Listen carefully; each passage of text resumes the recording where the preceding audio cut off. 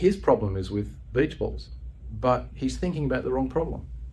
The problem for him is, how is he going to love and reassure and hear his wife who's talking to him?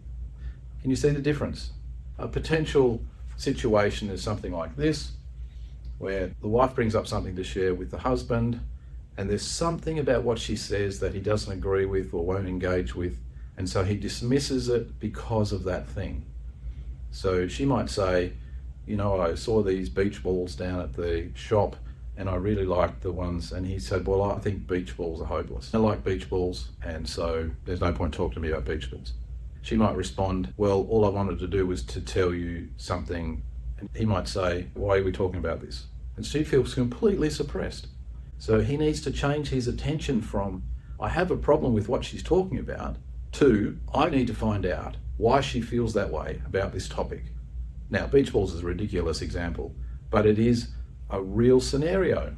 One of the big things in couples counselling is getting to an understanding of the way conflict works with the couple, finding out the loops that they get stuck in, where things go wrong, and once you've got that narrative, how to repair afterwards. And that is a big challenge. It's one of the reasons why couples counselling can be so draining, because even if they've been going well that week and they bring a conflict in for you to unpack, it's like you're in the midst of the conflict. And if you're like me and you hate conflict, then that can be confronting. But it's important to ask God for wisdom about how to dissect what's happening, to maybe write it out if you can, and work out a way to describe it, get some clarity so that they can work on the situation.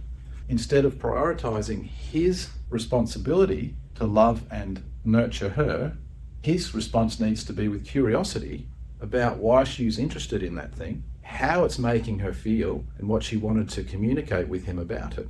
He needs a different tool in his husband toolbox to see whatever her topic is as a bid towards him for emotional connection.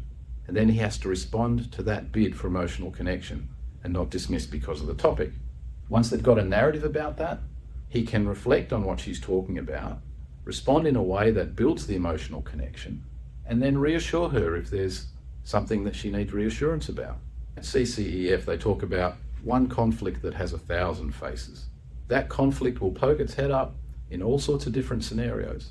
And so one of the other things you might need to be looking for is what conflict is underlying the problem in this. Ask God for great wisdom when you're dealing with these situations, and he'll give it to you. And he will redeem these circumstances, and it's wonderful to watch.